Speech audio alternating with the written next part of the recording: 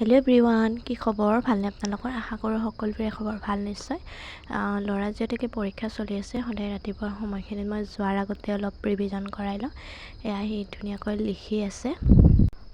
এতিয়া তাক পঢ়োৱা হৈ গ'ল। যিখিনি লিখিব দিছিলোঁ খুব ধুনীয়াকৈ লিখিলে আৰু লিখা হোৱাৰ পাছতে এতিয়া ওলাই আহিলোঁ বাহিৰলৈ, কাৰণ মই যদি তাৰ লগতেই নাথাকোঁ তেতিয়াহ'লে সি নপঢ়ে, কাষত বহি থাকিব লাগে।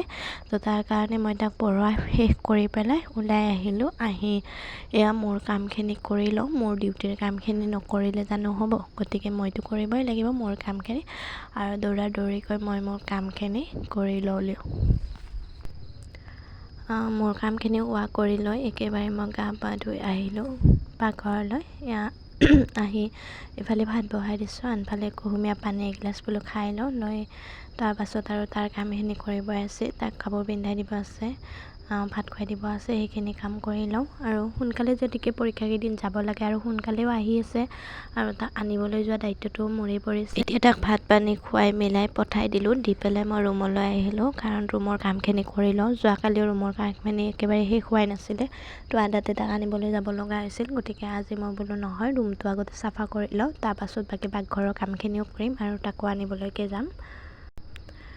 তো এতিয়া মই ৰুমৰ বিচনা চিচনা ঠিক কৰি ল'লোঁ। বিচনাৰ কামখিনি কৰি ঘৰটো সৰা হোৱাৰ পাছতে এতিয়া আৰু ঘৰটো একেলগে মুচি লৈ গ'লোঁ। এতিয়া ঘৰটো মুচি পেলাই তাক আনিবলৈকে ওলাম আৰু, কাৰণ এতিয়া 4:09 বাজিবই আৰু বেছি সময় নাই। আৰু ঘৰটো মুচি গাচি লৈ গ'লোঁ। তাৰপাছত এতিয়া ওলালোঁ, ল'ৰাক আনিবলৈকে যাওঁ। ল'ৰাই স্কুল 12:20 মানে যেতিয়া 12:35 ছুটি হয় তেতিয়াই অলপ ভাল, মানে কি আগবেলাৰ সকলো কাম বনখিনি কৰি মেলি আজৰি হ'ব পাৰে। কিন্তু এয়া 10টাত ছুটি হ'লে মানে খুব দিগদাৰ হয়। তথাপিও আৰু গতিকে দেউতাকে কামৰ কাৰণে যাব নোৱাৰে, সেয়ে এয়া মই ৰিক্সাত আহিলোঁ। তাক লৈ পেলাই তাৰ স্কুল ছুটি হৈছে মই যাই পোৱালৈকে, আৰু আহিয়ে পৰা দৌৰি আছে, এক্সাম বোলে ভাল হৈছে, তাকে দেউতাকক ক'বলৈ গৈছে। এয়া দেউতাকে আৰু মিটিঙত ব্যস্ত হৈ আছে। আৰু এইফালে আৰু এতিয়া মই আহিলোঁ পাকঘৰলৈ। এতিয়া আকৌ ভাতৰ কামত লাগিব হৈছে, লগতে ৰুটি বনাবও আছে আজি। তো এইখিনি কামখিনিও কৰি লওঁ, দেউতাকো যিহেতুকে ডিউটিত যাব।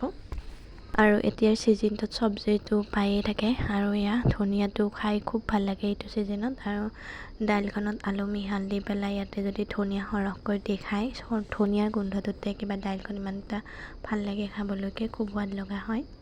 আৰু আমি প্ৰায় দাইলত আলু দিওঁৱে, আলু খাই ভাল লাগে দাইলত দি।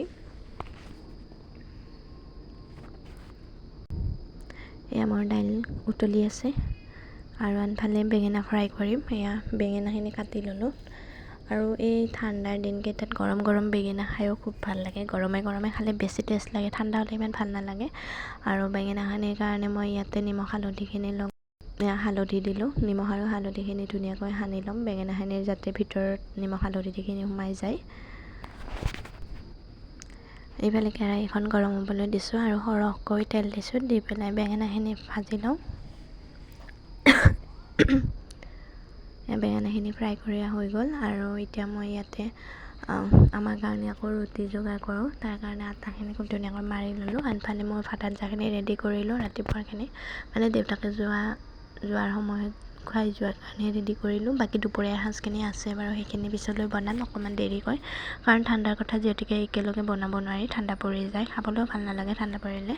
এইফালে মোৰ ৰুটি ভাজা হৈ গ'ল, আৰু এয়া গুৰ মিঠাই। মোৰ মানে গুৰ মিঠাইটো খুব ভাল পাওঁ খাই পেলাই, আৰু চেনিতকৈ গুৰ মিঠাই খাব লাগে। আৰু বেছি চব্জি বেছি নাখাওঁ, গেছৰ বহুত প্ৰব্লেম আছে আমাৰ, তো তাৰ কাৰণে শুকান ৰুটি আৰু এয়া গুৰ মিঠাই লৈছোঁ, এনেকৈ চাহৰ সৈতে খাই লওঁ।